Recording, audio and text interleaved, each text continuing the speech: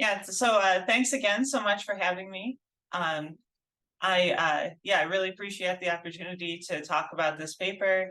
I just posted the first preprint associated with this project earlier this summer, and this is actually the first talk I'm giving about it. So I'm very excited to be able to kick off this year's iteration of this machine learning seminar. Okay, so as I was mentioning, I don't know if this part will be cut from the video when it's finally posted, but as I was just mentioning, for anyone who wasn't here or wasn't able to hear it, I've been an instructor and an organizer for an annual data science and machine learning REU. That's a research experience for undergraduates at the University of Rochester for several years now. I started doing this when I was a graduate student, and I've continued even now as a postdoc at the University of Denver. This is a summer program where students get exposed to some research area related to data science or machine learning, and then they work on projects with instructors such as myself to produce, some original research and get a feel for what the area is like. So in the 2021 iteration of this program, and I don't know, can you see my cursor if I point at things? Is that yeah? Yes. You can see it. Yeah. So yeah, this is actually a link. It's a little gray, so it's not super visible. But in the 2021 iteration of this program, I ran a project which led to what I'm discussing today. And this year, I actually started to work on a sequel with a new group of students. And as I mentioned, one of them is here with us, Lily Stolberg.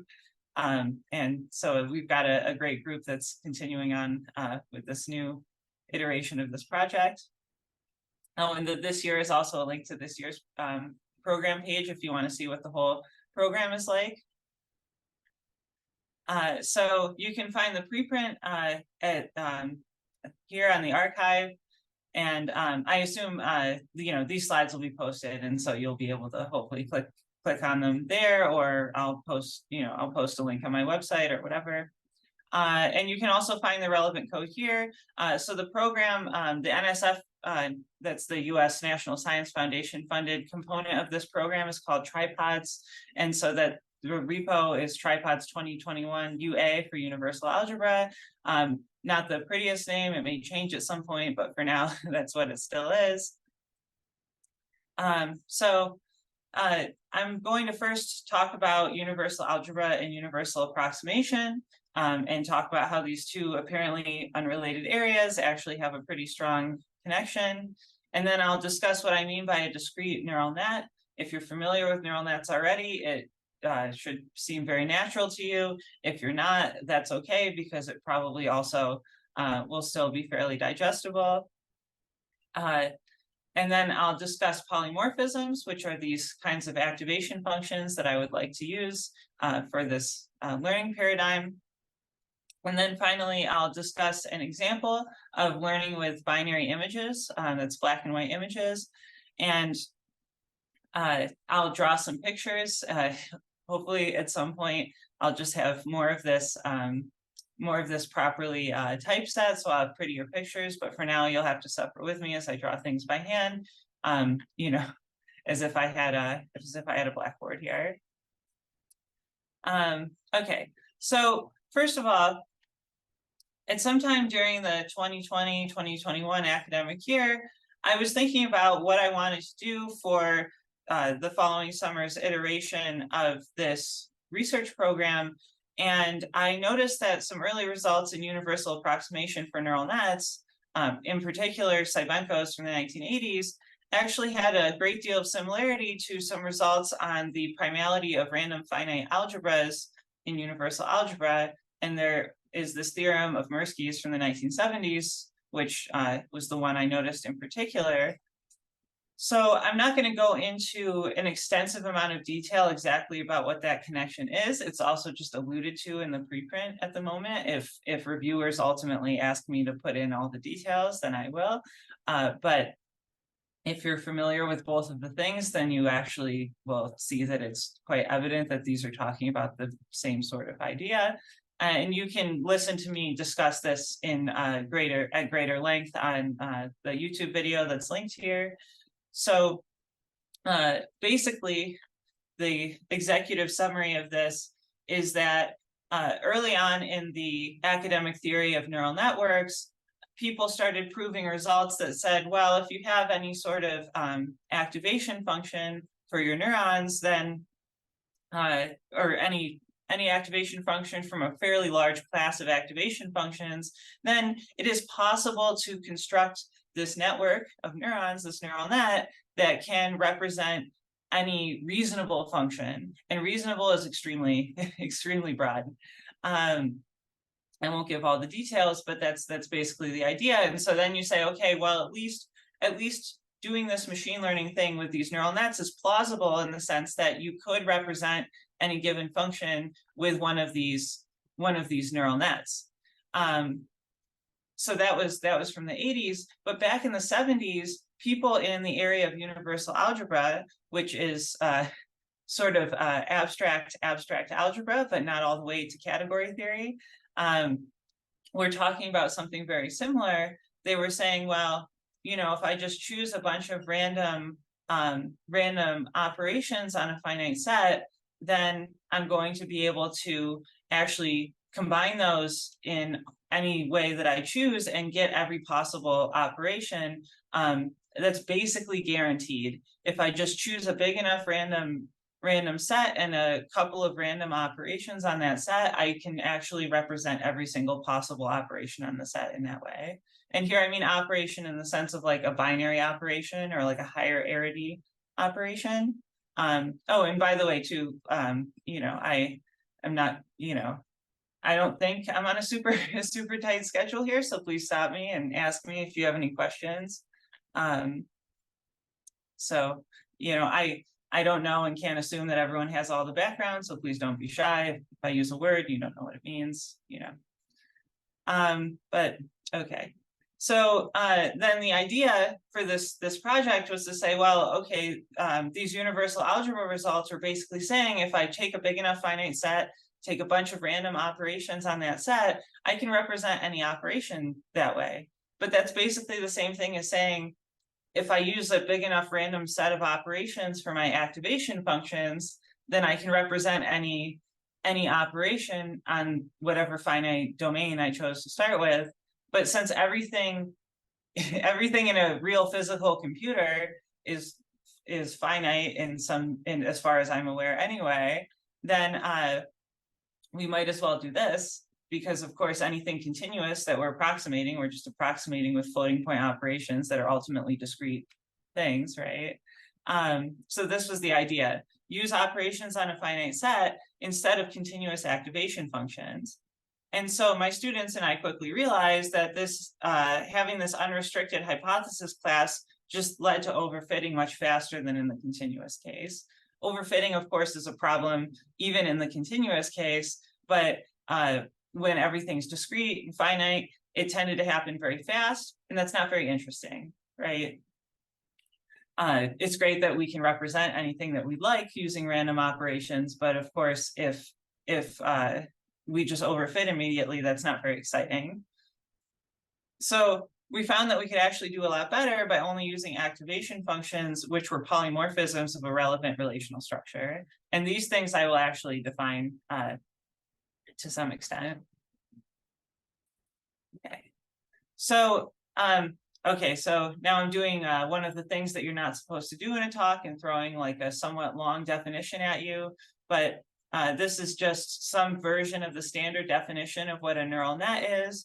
It says that it's basically a graph that has a bunch of nodes that are sort of proceeding from one layer to the next. And each of the nodes after the first layer, sorry, there's people gardening outside of my window here. Each of the nodes after the first layer has some sort of activation function, which is a map that takes some collection of real numbers. This row of V is just the number of nodes that are the number of nodes that have edges coming in, and it's some map from this tuple of real numbers that gives you out another real number. And so Here we have a picture of what a typical neural net looks like. So you have the underlying graph, which are these circles for the nodes and these arrows for the edges.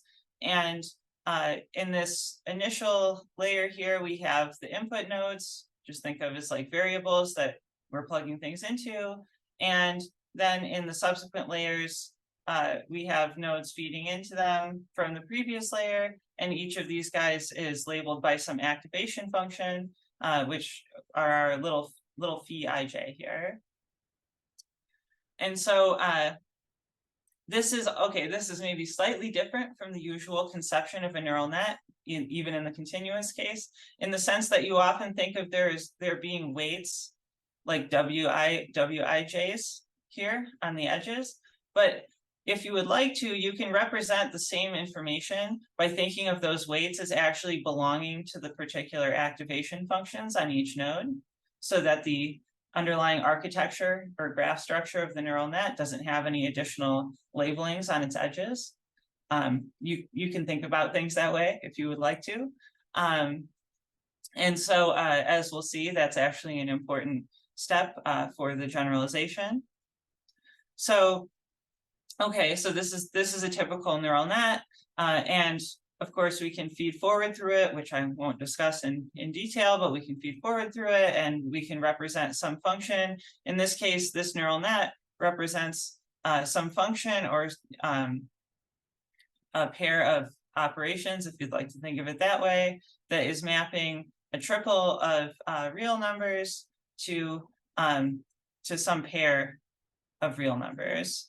So this is the triple of things going in, and this is the triple, or this is the pair of things coming out. Okay, and then these arrows are just telling us basically how to compose all of the operations or activation functions here.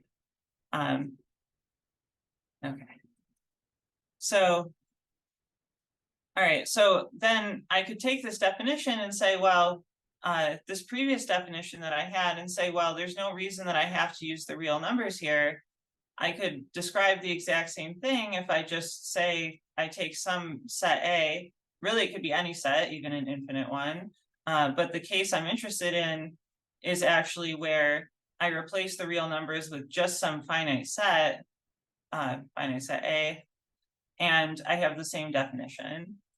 And then I can do all the same things as before. Okay, most of the same things as before. I can still imagine feeding values forward through the neural net, whereas before, the picture that I had would have represented a function from R3 to R2.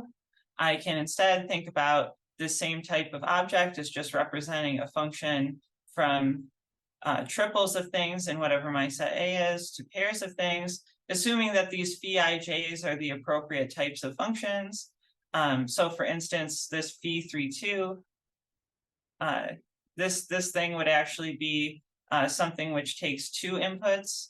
So it'd be a map from A squared to A, or in other words, a binary operation on the set A, rather than a binary operation on the real numbers.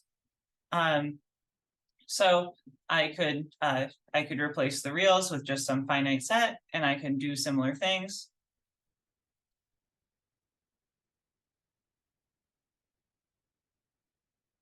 Okay. Oh, so then the question, though is so how do we actually?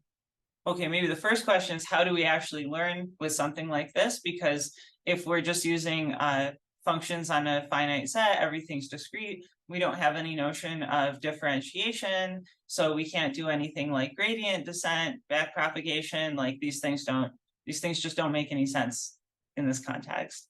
And so I'm not going to talk too much about the learning algorithm, but we have a sort of a cheap replacement that seems like it's working all right so far. I guess it remains to be seen if something better can be done, but we do have a learning algorithm which works in this context.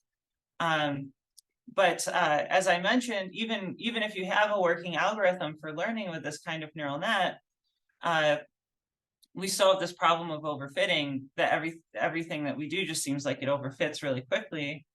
And so a more natural thing to do is to say, okay, I actually only want activation functions which respect some kind of structure that is present in the learning task that I'm trying to do. I want to only use activation functions that preserve that structure. And this is the part where more category theory comes in. I won't do like the sort of the full categorical treatment of this, but I'll discuss it on the level of model theory, which is sort of slightly before the full generality of category theory. And we'll actually then see a special case, and the special case, as I'll mention at the very end, is kind of the most general case that you really need in practice. But okay. So how do we go from this vague idea of I want to preserve some kind of structure related to my problem by my activation functions to an actual mathematical definition of what that is, right? Because of course that's too vague. And there's lots of work on preserving structure of things in neural nets. Like there are people who do equivariant neural nets. And actually, that happens to be a special case of what I'm about to say. So there already is some interest in this, although this exact thing I don't think I've seen anyone do anything similar. Okay, so the idea is that first of all, I don't want to do this in like the general abstract categorical setting. So I actually want to talk about the thing that I'm trying to preserve as being a structure in the sense of model theory. And so again, I'm throwing a slightly long definition at you, but basically a structure just consists of a set A, and then this big F is a sequence of operations. So this big F has things like little f, which are just a bunch of different operations. Like maybe F1 is a map from like 6 tuples of A to elements of A. Maybe you have a little F2, which is a map from well, you're allowed even like A to the first, so maybe just a map from A to itself. You have a bunch of operations like this, and then you also have this big phi or big theta consists of a bunch of maybe little theta i's or theta j's, and these are relations rather than operations. So they could be binary relations, like what people usually might think of when you say relation. But they can also be higher arity relations, like instead of a set of pairs, it could be a set of 17 tuples or whatever you would like. If we have some kind of structure like this, you'll notice that this generalizes a lot of things that we usually talk about. Like, for example, any algebraic structure, groups, rings, even modules, if you formulate them correctly, those are all relational structures, or just structures in this sense. So are combinatorial things, directed graphs. You can formulate undirected graphs as being objects of this type, simplicial complexes. So, and of course, also any kind of hybridized object that you'd like to have. You know, you might have an ordered algebraic structure, for instance, which has an order relation as well as some, multiplication operation. So, these things are all possible. And the nice thing is that actually all of these kinds of objects have the same notion of homomorphism, which is very convenient. So you might think, oh, well, I have to actually learn like a different notion of homomorphism for groups, for rings, for graphs, and so forth, because these are all different objects. But what you can see is that these are actually all the same type of entity, more or less. And so we can actually use the same notion of homomorphism for all of them. And so here's the long formal definition, but I just want you to focus on that a homomorphism is just supposed to be a map between the underlying sets of these guys, which has the property that if you have some tuple in a relation for the original thing, then it has to belong to the core. Then if you apply that map to each of its components, so you apply H to this and H to the second one and H to the last one, then you have to get a tuple that's in the relation for the other thing. So this is like just the generalization of homomorphism of graphs, for instance. And then it should also be a homomorphism of the corresponding algebraic structures. And so that's just the generalization of what a group or ring homomorphism is. And so this definition is actually very general. And for those of you who do know category theory, every class of structures, as I just defined it, has a corresponding category where these are the homomorphisms. But okay, so these are like the structure preserving maps for these types of objects. And this is obviously a pretty broad class of objects, so it covers lots of the situations that we would consider possibly wanting to represent some kind of structure in our learning problem. So then I need to tell you what a polymorphism is. I just told you what a homomorphism was, but I need to actually use polymorphisms in order to have interesting neural nets. And so a polymorphism is just a homomorphism from A to the N to A, where this bold A is a, sometimes do underline as well. This bold A is a structure which has an underlying set, the set A, but this is now a structure like a graph or a group or a ring or something else like that. And so this A to the N, I haven't actually defined. What do I mean by the nth power of a structure? Well, I'm not going to discuss that in detail, but that's the categorical notion of the nth Cartesian power of an object. And that always exists in these categories. It's a generic construction that just happens to always, these categories have all products. And so there's such a thing as the nth power of any particular structure you'd like. And so you can consider a homomorphism from A to the N to A. And so that's a polymorphism of A. It's like a many variable, multivariable homomorphism. And so this is like a map that preserves the structure of whatever structure that you'd like to have, but it takes more than one input.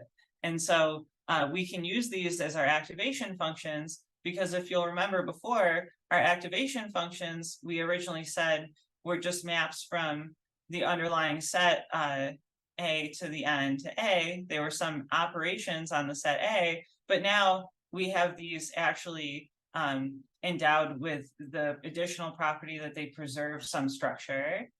And if we use these, then we have this very nice situation where polymorphisms of a structure are closed under composition. So when you feed forward through a neural net like this, you just get another polymorphism. And so I'll show you some examples at the end here where this is actually what you want for your learning task. If you have some natural structure that you want your neural net to respect, then you want to use polymorphisms as your activation functions. It's the logical thing to do. So, okay, for a small example, a group homomorphism from Z to the N to Z is a polymorphism of the group Z. Okay, so any questions so far? All right. So, well, in order to tell you what these examples are that I'm going to discuss for the rest of the time, basically, I need to tell you what is my example of an underlying structure that might be preserved by the neural net, right? By the activation functions of the neural net. I need some kind of natural structure associated to a problem. And so here I'm going to say that I want my neural net to take as inputs what I'm calling here binary images. And so these we can think of as n by n images, like pictures where there are pixels, and the pixels can either be black or white, or if you'd like, you can think of them as, either having zeros or ones. So for instance, this might be a 2x2 binary image. And if I want to, I can think about having a neural net where my inputs are actually all such binary images. I plug in various things like this into each of the input nodes. So just drawing some example here.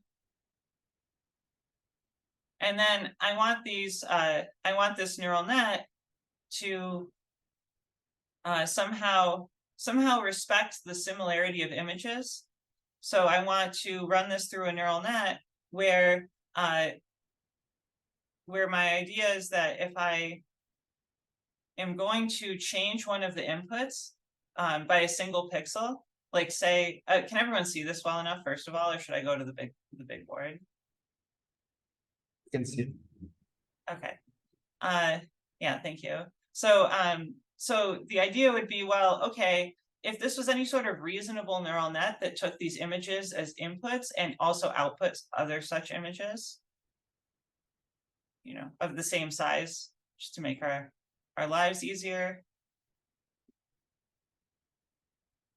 then well, if I was going to have such a neural net, the natural thing would be that if I were to change this input image by a single pixel, like maybe I was to take this 1 and turn it into a 0 instead, then the resulting output shouldn't change completely, right? Any sort of reasonable task that I'd like to do on these images probably isn't dependent on what a single pixel looks like, because we're imagining that this is some big, you know, bigger picture, probably not 2 by 2, but some bigger picture, maybe the 28 by 28 images in MNIST, in the standard, you know, data set for testing things. And if I change a single pixel, I'm thinking that probably there should be something like continuity, where the output images change only by at most a single pixel. That would be sort of the nicest possible situation, and that would approximate something like continuity, where just changing 1 pixel in one of the inputs can only change at most 1 pixel in the output images. And that's exactly the information that is captured by using polymorphisms of what we call here a Hamming graph. So this Hamming graph, the vertices of ham n, so like this would be like the n equals 2 case, the vertices of this graph are the n by n images with only black and white pixels, or arrays of zeros and ones, if you want to think of it that way. And we say that 2 of these are adjacent to each other when they differ by at most 1 pixel. So their Hamming distance is just the number of pixels that they have different values for. And so we'll say that 2 of these pictures are adjacent if they differ by at most 1 pixel. So for instance, the image that is all, say all white or all zeros, that is adjacent in this Hamming graph to the image that is 0, 1, 0, 0, or maybe has a single black pixel in this spot. But it would not be adjacent to, say 1, 1, 0, 0, because so this image and this image would not be adjacent because they differ in 2 places. And then the definition here is less than or equal to, so for technical reasons, I want each of these to have a loop on it. They're each distance at most 1 from themselves.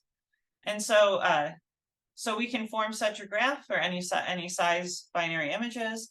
And I want to use polymorphisms of this graph for activation functions of my neural net. So in other words, this is basically the discrete analog of having continuity for images. We don't have an actual continuous space of images here because we're using discrete objects, but we do still have a natural notion of continuity, if you'd like, in that if we change our inputs slightly, our outputs only change slightly. And this is exactly what will prevent overfitting, because it's not possible to represent any function as a polymorphism of this structure, because we can't represent functions that change too quickly. Right? If you change, you can't represent a function like this that you change 1 of the pixels in the input and you get a totally different result for the output. Okay.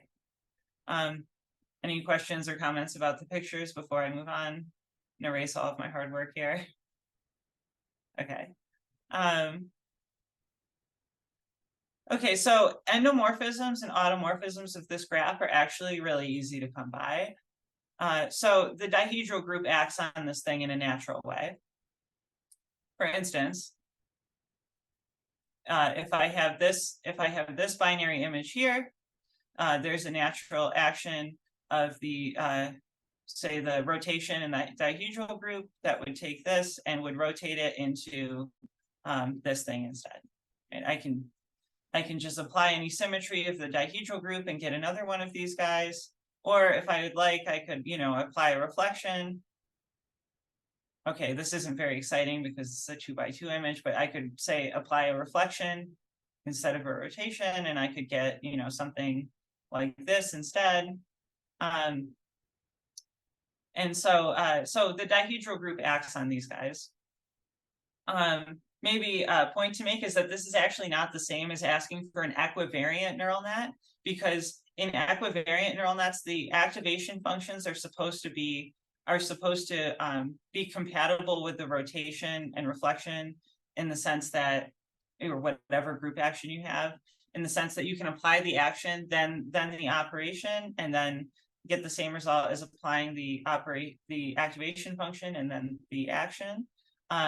This is actually slightly different, but okay, it's in a similar spirit, at least. It is actually the case that equivariant neural nets are using polymorphisms, but they're not polymorphisms in this sense. It's a different example. But okay, I won't belabor that. So those are automorphisms. These actually give us automorphisms of the Hamming graph because they're bijective. Okay. So we also can get a lot of endomorphisms, which tend to collapse different images together by doing any bitwise operation. For instance, we can think of our operation, say f, that takes the Hamming graph to itself. We can think of this as being maybe f of, I'll just call one image A and the other one B. We can think of f of AB as being maybe the thing which element-wise is like Aij and Bij. So in other words, we can just take the bitwise and bitwise or whatever we'd like with a particular, just f of A. I want this to be a unary thing. So I'm thinking of this as f of A, where this B is just some constant. Like this is just some constant that I'm using. And so this is an endomorphism of the Hamming graph, but not an automorphism. And so this is a perfectly good endomorphism. For instance, if I took B to be the image 1, 0, 1, 0 here, then this f sub B of, let's say 1, 1, 0, 1. Well, this would just be taking the bitwise and of each of these guys, and so the resulting image is going to be well, it's just going to be 1, 0, 0, 0. And so again, the nice thing about these kinds of operations is that if I were to change the input, either using these dihedral automorphisms or using one of these bitwise operations, then I will find that if I change the input image that I'm plugging into it by at most 1 pixel, I switch one of the pixels from 0 to 1 or 1 to 0 or black to white or white to black, then I'm going to find that my resulting output also differs from the previous output in at most 1 pixel. And so these are polymorphisms. They're just sort of the not so exciting polymorphisms that only take 1 input. In other words, they're just endomorphisms or automorphisms of this graph. Okay. So so then the natural question is, well, my neural net, I wanted to have lots of higher arity polymorphisms to use for my neural net, because I often have structures like this or shapes like this, where, maybe this node has 3 inputs and this node has 2 inputs. And then, maybe this one has 2 and this one has 2. Maybe this one only has 1. And so for the activation functions for these nodes that have lots of inputs, I need things that aren't just maps from the Hamming graph to itself, but things which are maps from, pairs of elements of the Hamming graph to itself, or triples, or, in general, k tuples of elements from the Hamming graph to itself. And those are a little bit harder to come by.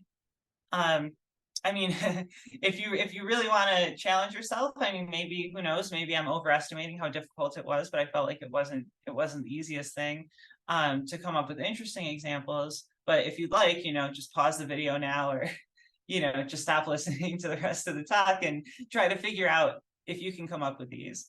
And of course, interesting examples. If you, for example, map every single binary image to the same, or tuple of binary images to the same output, then that's going to be a polymorphism, but it's a boring one, right? So how do we come up with interesting examples? Well, first of all, there is sort of a cheap trick that we can do. Okay, as I said, these higher arity polymorphisms are harder to come by. So these are graph homomorphisms from some kth power of this Hamming graph to itself.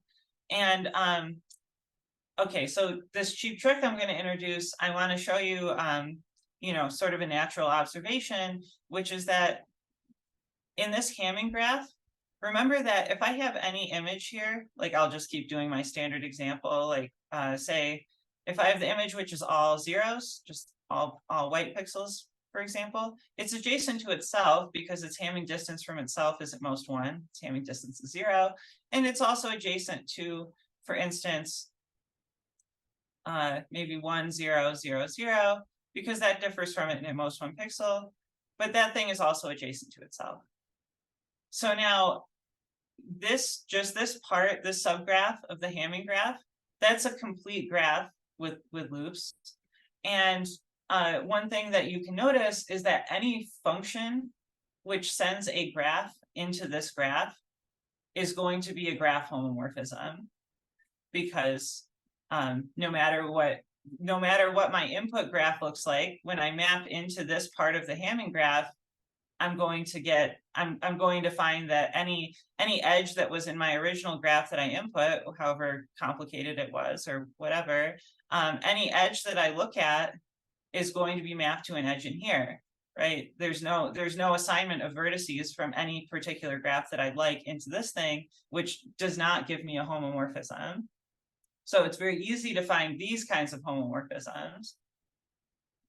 Now, of course, it's still kind of complicated to describe a generic function from the set of all k tuples of n by n binary images into a particular pair of binary images, right? Like describing a particular set of these guys is not very easy, which is basically the same as making a binary choice of, which ones go to this one and which ones go to this one. But there is sort of a nice trick for getting a large class of these examples.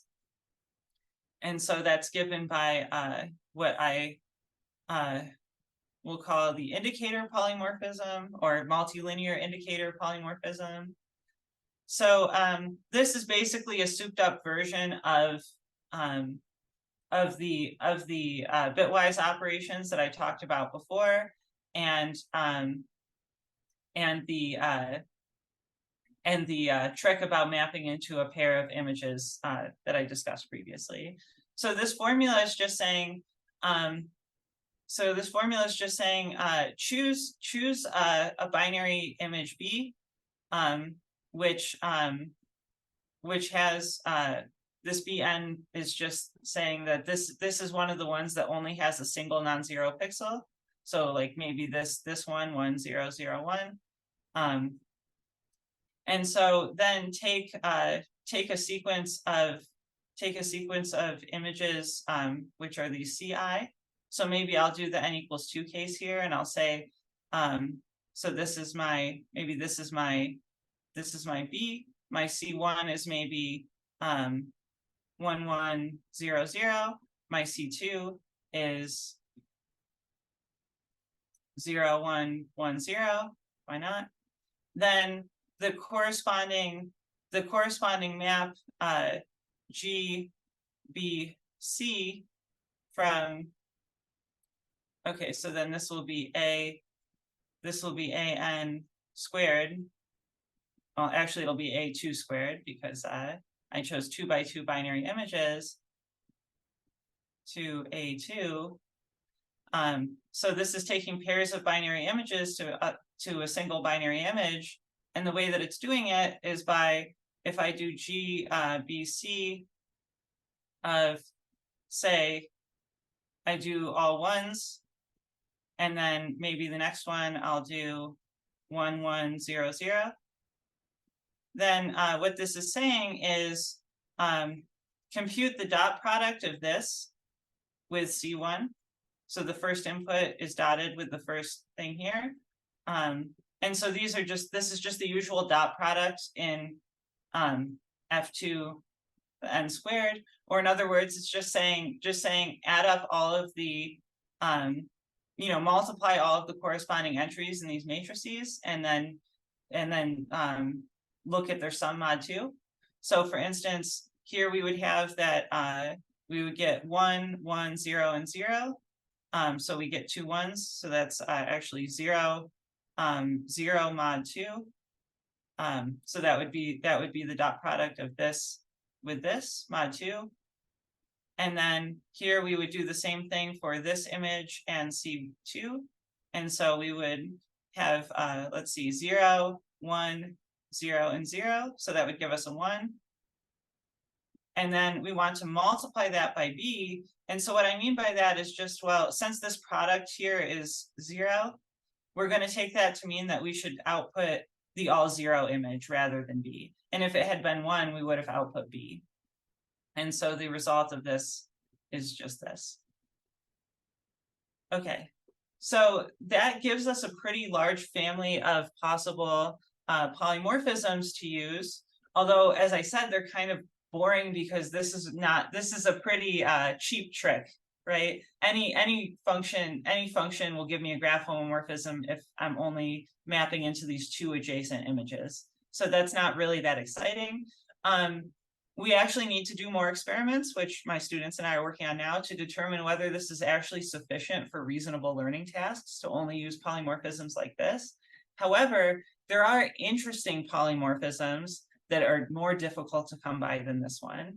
And I won't get into what those are. You can look at the paper, but that's actually a good part of the paper is describing. It might happen that this was overkill and that just doing this sort of cheap example is enough to give us interesting enough neural nets. But there is a very combinatorially, I think, fun family of examples that are more involved in this, that give you more interesting outputs. They don't just map everything to the same 2 images, which are adjacent to each other. But I definitely don't have time to talk about what those are in this talk, unfortunately, because that is its whole own talk. Okay, so the preprint, as I said, contains a discussion of these even more involved or interesting polymorphisms. And I think there's actually a lot to say on the applied side about at least like the possibility of gaining some performance improvements by doing a lot of pre-processing related to these, because these more interesting polymorphisms that I'm alluding to, they have a sort of an associated combinatorial object that is something which you could compute in advance and then just kind of share and reuse as you do different learning tasks. So that's a pretty exciting possibility. And then and it's like generic, it's not something that's necessarily associated to any particular data set. And so I guess I'd like to wrap up by alluding to what's coming next. So I'm working with this year's group of students. As I mentioned, we have Lily here with us. And I'm working with this year's group of students from the same RU program to extend these constructions to higher arity relations. So you can imagine, instead of doing this whole thing with, n by n binary images, well, something like this, you could really think of as actually being a binary relation. Maybe I'll make it slightly bigger so that it's more interesting. So maybe something like this. You could think of as being a binary relation on the set 0, 1, 2. So rather than this, you could have, the set consisting of pairs, 0, 1, 1, 1, and 2, 2. I mean, that's the same data. And so then, of course, you don't just have, you could do all of the same things basically for n-ary relations instead of binary relations. So you could represent data that you can think of as 3-dimensional or 10-dimensional arrays of zeros and ones, and do all of the same kinds of tricks and have the same kind of learning algorithm that we had before. And okay, that's more general, but then you might say, well, okay, but there's lots of data in real life that doesn't nicely look like a 2 or even a 10-dimensional array of zeros and ones. What about things that aren't binary like this? What about this more general case? And so my my sort of last tantalizing thing that I'd like to share with you is that I actually proved a result in my thesis, which I will at least give you a reference to when I post the slides. I was having issues with my LaTeX installation on my computer, so I wasn't able to get Bibber running for some reason, even though I did before, because who knows.